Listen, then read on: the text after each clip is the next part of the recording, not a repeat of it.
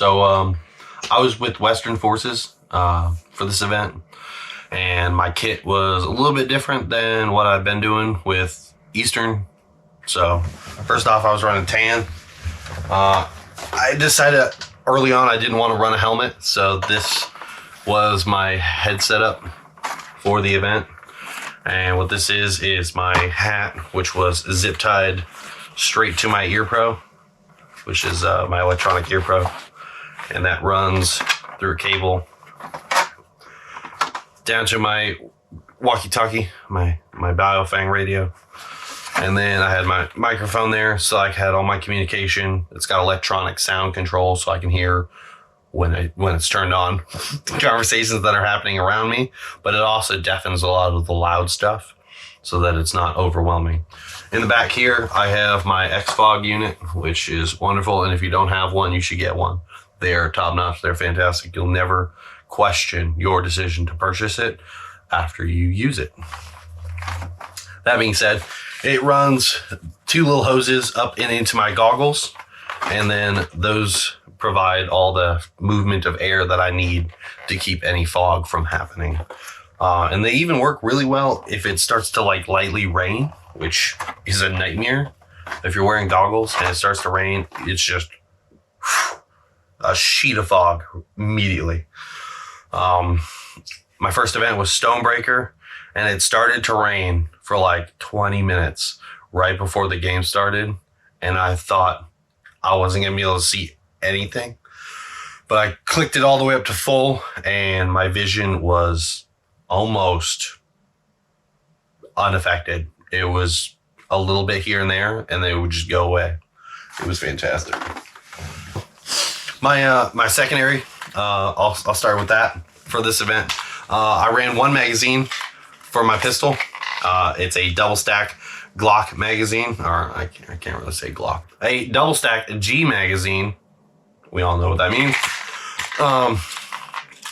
On my double barrel Glock 18. This is probably the most ridiculous piece of kit that I had, and people really enjoyed it, especially the referees. The referees thought it was interesting. People that got shot with it, they were also unamused by it because it shoots 2 at a time on semi-auto, and then on full auto you're dumping 50 rounds in like 2.5 seconds. I had it on semi-auto for the event because I wasn't running with commandos, and commandos have like a special rule set where they're allowed to use full auto pistols. I don't know if other groups have any of that yet. I just didn't ask because it's better on semi-auto anyway. So I just ran this, and that was my backup because I decided if I was going to draw a pistol, I was in a bad situation and I need to move to a different location so I can get my primary back in the game, because I was running as an LMG gunner and there's no reason for me to be doing some CQB. So I figured this was just for when I'm entering a doorway, so I can get through the building and to the other side of the building. And then as soon as I'm in the good, holster this immediately and pull out my primary. Let's go ahead and talk about my primary.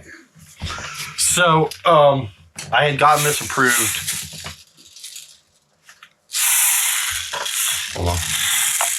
Hold on. Let me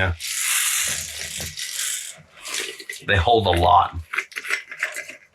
But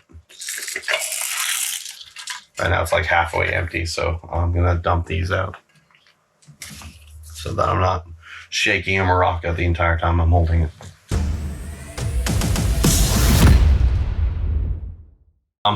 So this is my primary.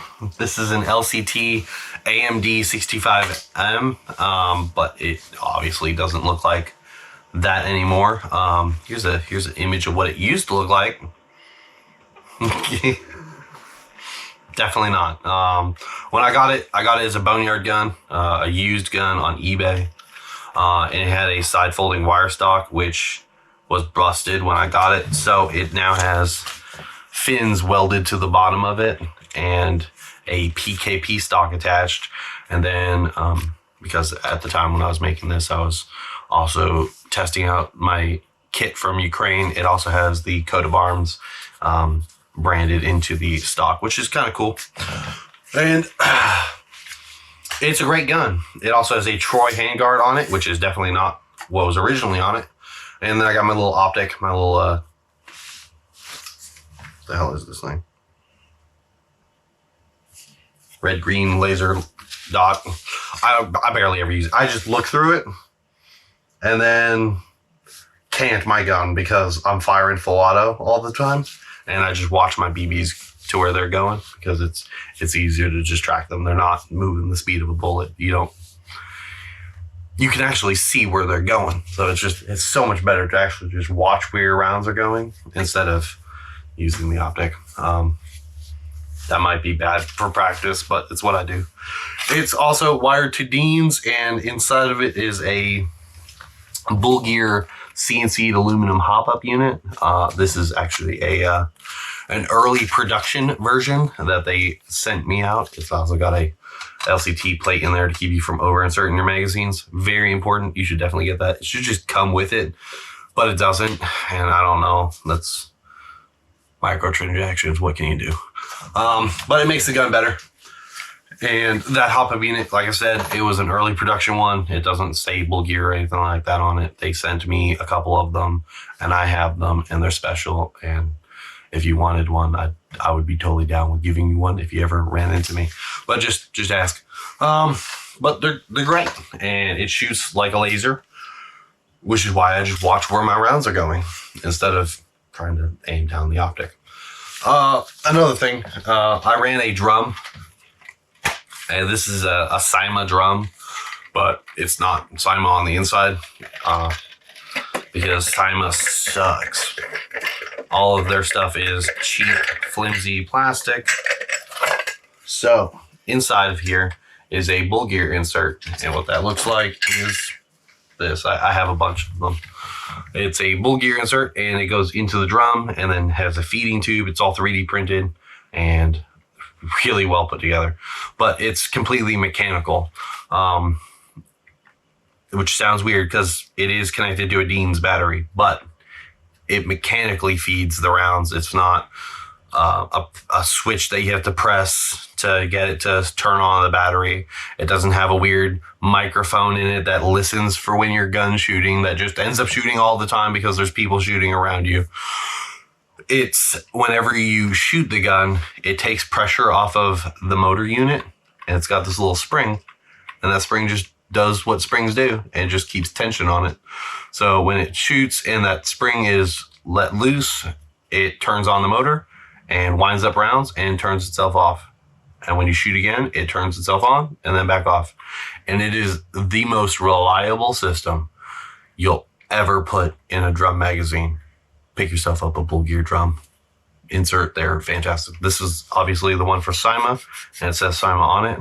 They also make them for the LCT RPK, so you can do that. But these LCTs can run Cyma drums, so there's really no reason to buy a more expensive drum. Just buy a Cyma one and then strip those guts out. So onto my kit. You just do whatever you want. Oh, one more thing. It chronoed at 1.56 for those of you who care. Also, for those of you who are saying that there wasn't a approved LMG bipod on it, it had been approved for me to use that with commandos, and then I ended up not running it at that event. So they allowed me to use it at this event with tan forces, but at any future event, it will have a bipod on it because I'm one for following the rules. This was just a special occasion. So it will, it's going to have welded on bipod legs, just tiny little adorable legs that I'm going to be putting onto the Troy handguard. Just to qualify as an LMG, but it'll be perfect because then I could just plop it in a door or a window, I should say, and I'll be able to use it. Or I can put it right up against the door frame, because they'll be at a 45-degree angle, and then it'll keep it canted for me, and I can just keep pressure on it so that I'm always in the doorway, which is where you have to be in order to switch over to your LMG. You can't be back away from the doorway. You have to break the plane. You have to have your barrel through the doorway in order to engage your targets. That way people don't accidentally walk by a window and you're like all gillied up inside there, back away from it, and you full out of them in their ear canal and permanently deafen them. They wouldn't want that. So you just break the barrier, put your rifle up in there, and then they can see that you got a gun there so that they don't walk in front of it. And that's what that's for, if you were wondering about the rules. Now, my plate carrier. Thank you for modeling it for me. This is my M3 Pro, made in Ukraine by a company called Ballistica. And I've been running it at all of the TCA events that I've been to, 3 now. And it's an amazing plate carrier. It's the best thing I've ever had. It's my home defense plate carrier as well. When I'm not doing airsoft, I have body armor in it. And it's the one that I'm going to go to if I need it. Up top, I have my admin pouch, which has currently my vape line. So I can vape while I'm playing. And then in there would go my phone, map, all that type of stuff. Next to it is my PTT, my push to talk, which is connected to my headset and my radio. And then I just press it, say what I need to say, get off that microphone, let them communicate more while I engage targets. Below that, since I was running the drum and I didn't need a bunch of AK magazines, I had like 2 backup magazines in pockets on my pants. And those were just in case my drum gave out. But bull gear is top notch. As long as you do your check and you make sure that your 7.4 LiPo battery is good to go, you won't have to worry about that drum. It will keep you in the fight. So I didn't run any other magazines on my kit. I just had those 2 backup magazines in my pockets. I didn't end up even using them because the drum has like 2,500 rounds, something like that. So I ended up not even needing it. These, if you're wondering, these are my SLAT sticks, and I was using this for my medical at TCA. You have to have a bandage or something that goes around your arm so that you can be mediced back in. And referees have seen me use it, and so far no one has said anything to the contrary. The team commander has also seen it, and he didn't say anything to the contrary. So I'm not saying that this will always be allowed, but as of right now, no one has told me that I'm not back in the game that quick. But it really is lightning fast to get me back into the game, which is important because I was running LMG. I was normally in a small group. So if I went down, they needed me back in as soon as possible. I carried extra ones, and if I found someone who lost a bandage, I would just use one of these and give it to them because I had extra ones that weren't on my kit, so that I wouldn't be tempted to just, I still have one back in. No, you have 2 and then you're dead. But I had extra ones in the back just in case I found a player that needed a new bandage so that they didn't have to walk all the way back to their vehicle to get a new one out because they fall off of your arms all the time. But these have worked out really well, and I've shared this with some other people, and they ran them, and they had a wonderful time doing it. If their medic rules change in the future, I will, of course, abide by whatever they change them to. But for now, this is keeping me in the fight like lickety split, and I really like that. So, of course, on my hydro, if you have on my kit, I have a backpack that's built onto it from the factory, and inside of it, I have an ice plate, and I have my regular hydro, which unfortunately started leaking at this event, which wasn't that good, so this is getting tossed out, and I'm going to be getting a new one to replace it. But the ice plate,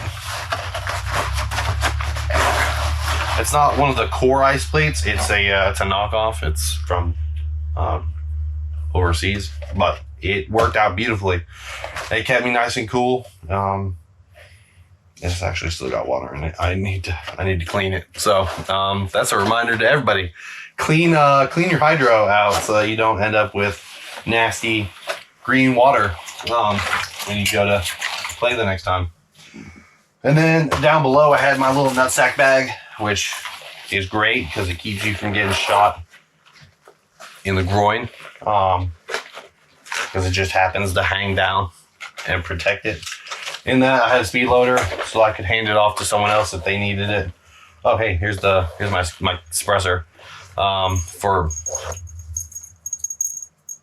and if you can't tell, there's little pieces of powdered BB coming out of it, and that's because at some point, there it came. At some point, I started getting baffle strikes, which is a problem that real suppressors have, where the round that's going through the suppressor starts striking the sidewalls or hits the opening as it's trying to go out, and it causes your round to go who knows where. And with BBs, it just disintegrates them. So at one point during the game, I ended up stopping what I was doing and shooting something that was like really close to me so that I could see if my rounds were actually leaving the gun. And that's when I noticed that I had rounds that were striking off and going all sorts of places. So I had to pull the can off, which was unfortunate, but it was so that I'd get back in the game. Before going to another one, I'm going to extend my inner barrel and have it go out to the end of the can, and then I won't have that problem. But I did it this one. But it was a quick fix. I just pulled it off, put it right in my nutsack pouch. And then, like I was saying, I carried extra slap cuffs, and I was handing those things out whenever I came across people. This was an extra battery for my gun. And for the event, I had 2 or 3 impact grenades that are approved for TCA. And what these are they're basically a balloon filled with the large adult version of the snap caps that kids play with. And you take those and you take some big, like 8mm BBs, and you put those into a balloon. And then when you take that balloon and you throw it, it goes bam. Doesn't cause a fire. Doesn't have any shrapnel that's not approved. The 8mm BBs are definitely approved, and they really just don't go anywhere. So that, from what I understand, is totally approved, and people use them at TCA events. Ironically enough, the guy who's like famous for making those and bringing them to events won grenades from the raffle, which was not lost on the crowd. Like, they knew who he was, which was pretty good. And that really runs out my radio. I was running an older model Battlefang, and I had a battery extender on it, and but I had my 2 frequencies. So I had Command, which was Baker Command, and then I had the one down below that, which was the backup channel for Baker Company. And that's what I was using the entire time. I didn't have any fancy stuff set up to talk to each person individually. I just ran with getting the information onto the comm channel and then getting off the comm channel, which is a good way to go. And the extended battery pack is, I mean, it's quite hefty. Like, it's large, but it fits perfectly into the pouch that's made for your walkie-talkie from Ballistica. It fits perfectly into their little pouch, so it worked out just fine for me. And then you got your PTT cable, which comes down to the side, and it runs to your PTT, and then that runs to your headset. Definitely a setup that anyone can put together. I'm generally a moron, and I even figured it out. So I'm sure you can as well. So don't be intimidated by people running communications and stuff like that. If I can get it figured out or find someone to help me figure it out, then I know you can do the same.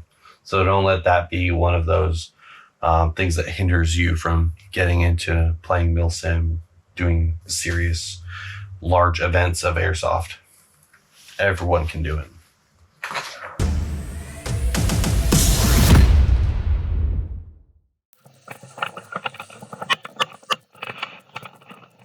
We were advancing into our positions so that we could start the event with solid footing instead of running in there and causing a bunch of noise. We slowly went through the buildings and made sure that we were taking the objectives that we needed to, because they also have green forces that are going to be pre-deployed at the same time in the same AO. So there was a possibility, and we don't know where they're going to be.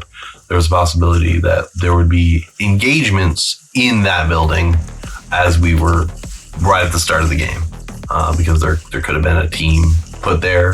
There could have been a team that just was there by mistake. You never know. So you got to be very careful and very methodical every time you take a building, even if you already control that building. All right, now right there was my Baker company lead and me. We're both running LMGs for Baker, and when we got to the doorway, instead of us just pushing in and him drawing a pistol, me drawing a pistol, and just trying to take it from there, we allowed our guys that were like running submachine guns and stuff to actually push forward, because they're much more effective in close quarters because they can actually use their primary weapon.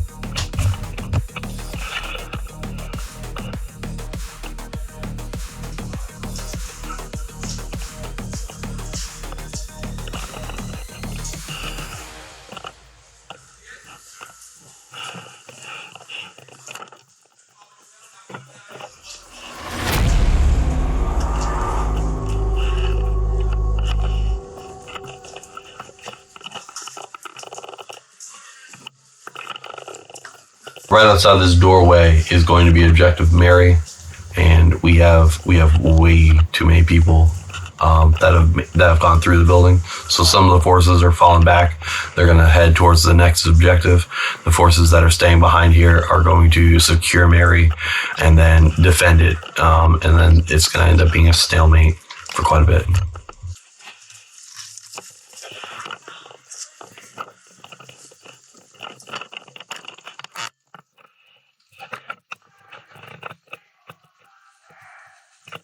Six. This is Baker 6. Mary is Cadillac. Say again, Mary is Cadillac.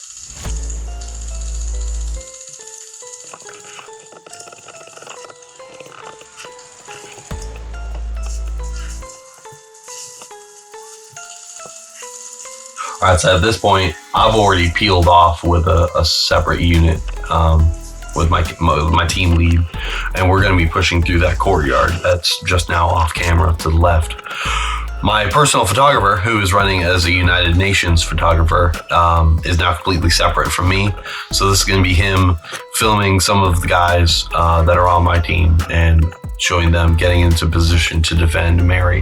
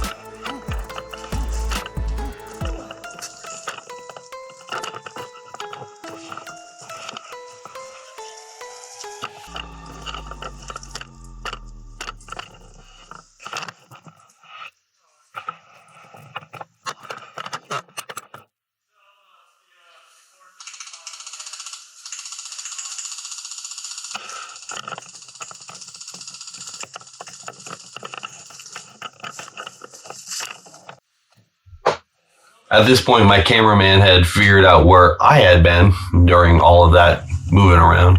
I had already begun engaging targets in the courtyard because they decided that they weren't going to push up the catwalk there where all of our guys were milling around. They decided they were instead going to push aggressively into this tree line and try to take that courtyard, which had then a side door going straight into building 31. 31? 30. Sorry, I had to check the map.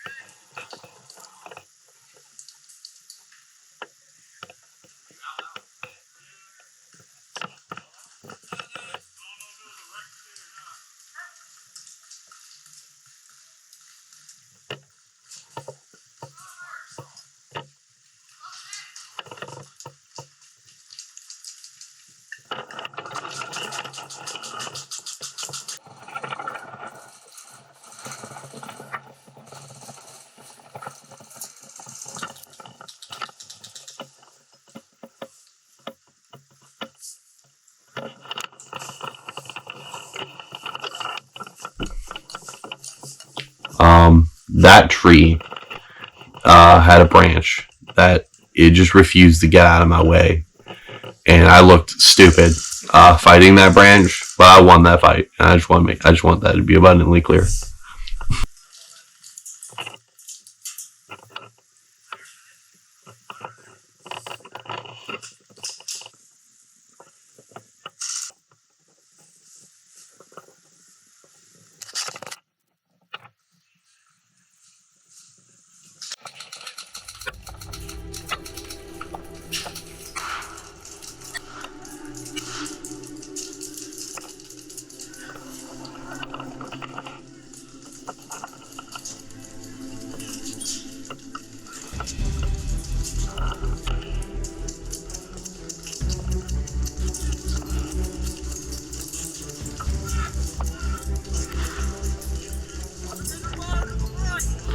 Yeah, they ended up sending a bunch of runners up that catwalk, and I really like abiding by the rules. As soon as they came into view from me, they were on the other side of this fence. I have an MED, a medium engagement distance, and they were too close.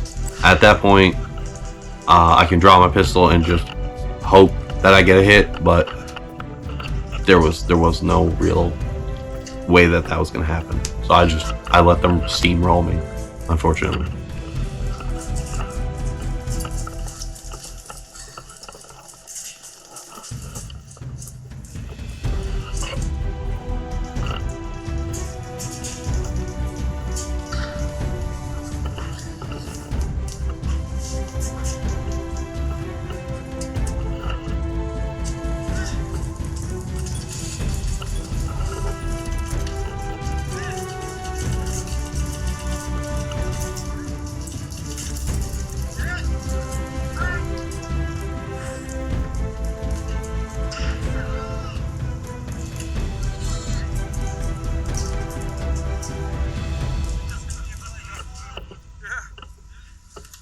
Sure shit, just hit him right in the leg. Thinking it was one of those metal ones at first. Blow it up.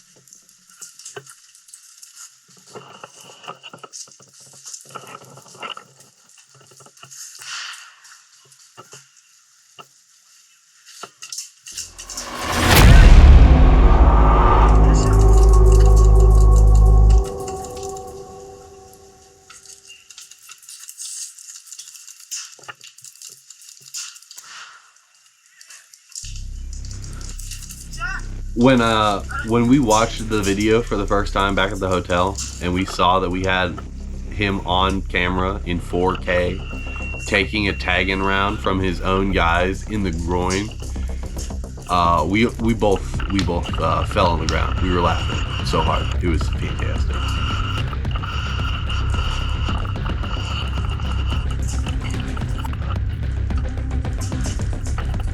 At this point, the cameraman was actually more likely to just get shot than anyone else, because everybody in that hallway is dead. There isn't a player trying to revive anyone in that hallway.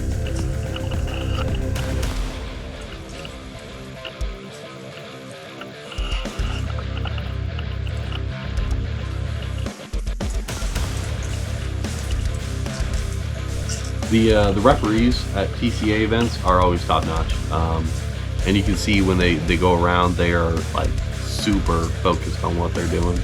Whenever they go around, they're always covering their face so that they don't get shot right in the mouth, because they're not only trying to protect themselves from getting hurt, they're trying to also protect someone from accidentally hurting them, because most players at these games respect and care about them. We're not trying to shoot them in the face, but it's good that they always block their mouth.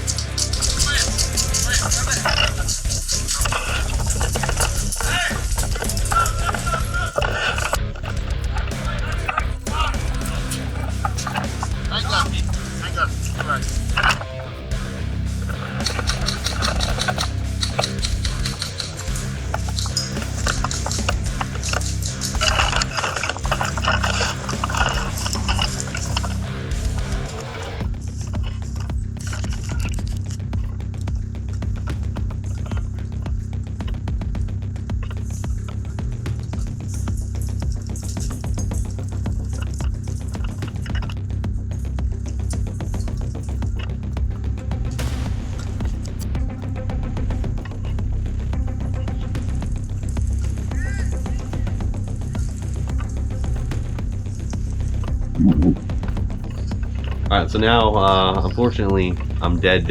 I'm bled out, so I gotta walk back to AA, and if you got your map, it's way down yonder. So that's where we're heading now. And we end up getting down there just fine. We don't encounter any green forces, just tan forces on the way down there. And we end up hooking up with a group of guys once we get down there, and then heading our way back up.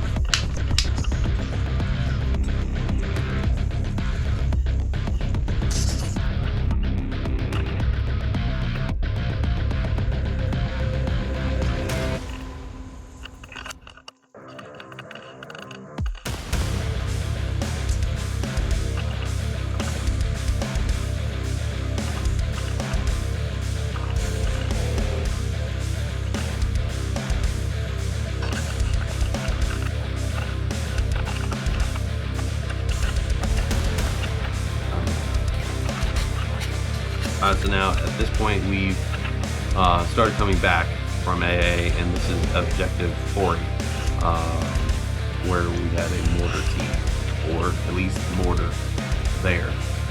And from here we're going to be pushing further forward towards our objectives again, because we got to get back towards Dorothy. But we end up in that sensitive area that we were talking about earlier on the map. We didn't go into the sensitive area, but we were on the outskirts of it, and when I saw tombstones below us, we assumed that we were in the sensitive area, so we disengaged any combat because we had to get out of it. We're no longer playing the game. We had to get out of that area.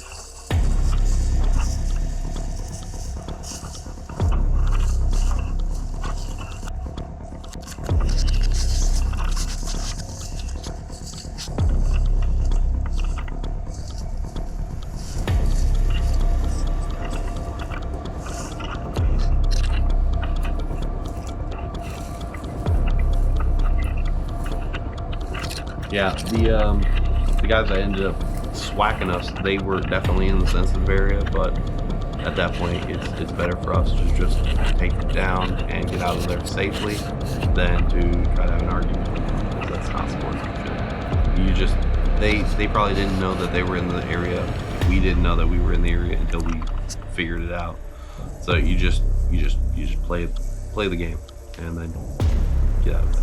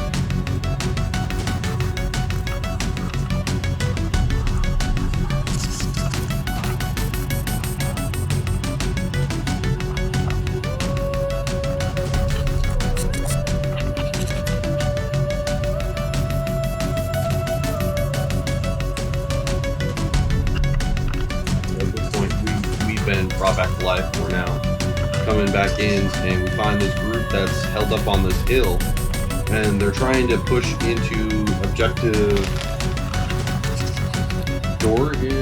Eve.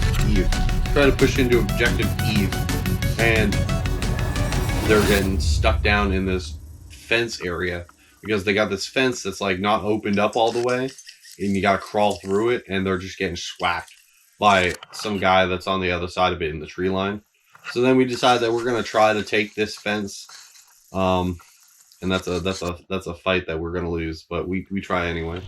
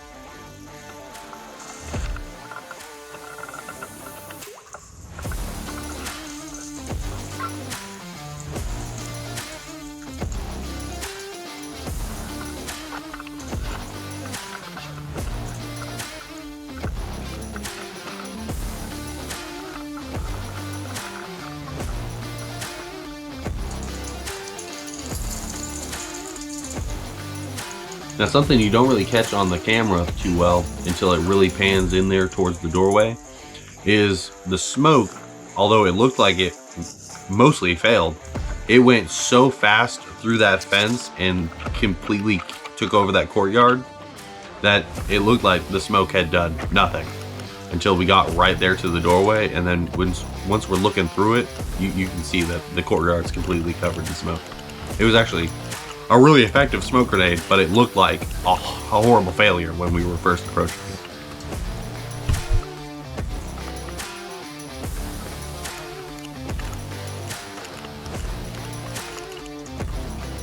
Alright, so the push into that objective just wasn't gonna work out. We needed fragmentation grenades. Smoke wasn't gonna be enough.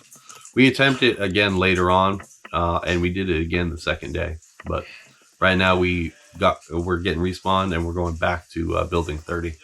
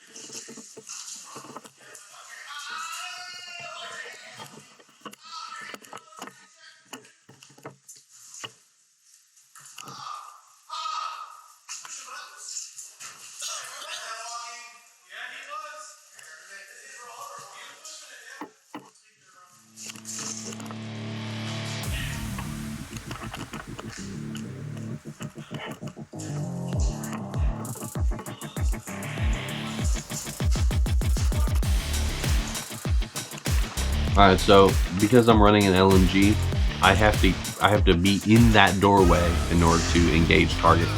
I can't be back inside the building hosing people whenever they poke their head in. So instead, I prepared a impact grenade, one of the approved ones, and I decided I was gonna yeet that.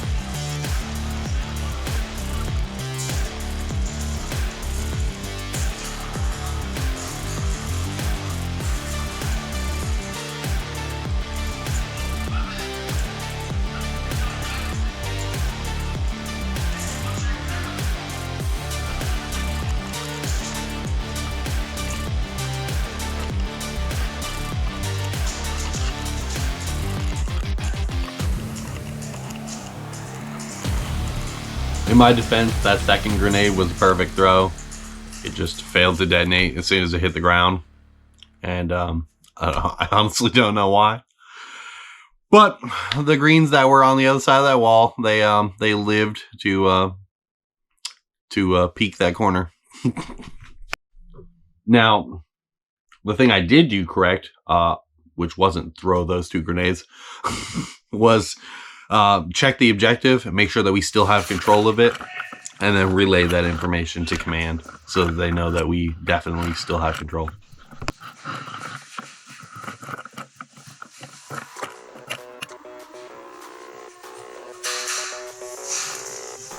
I was constantly fighting the urge to engage targets from behind the doorway, and it just, you have to rely on your trigger control to fight that impulse and not break the rules.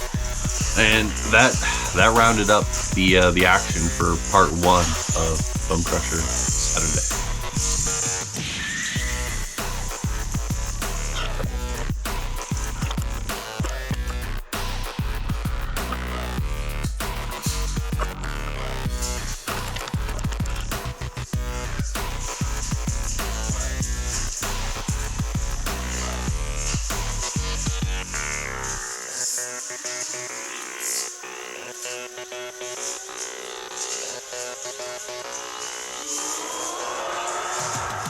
Fight me.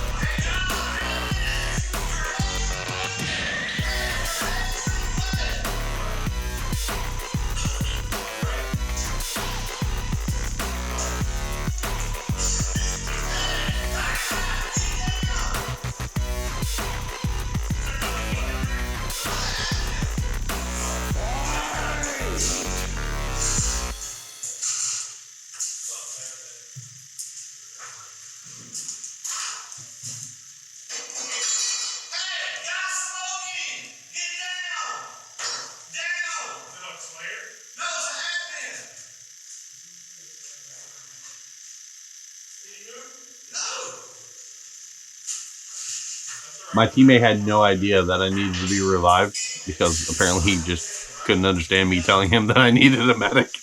So I had to like slap him with my slap cuff in order for him to like finally get the picture.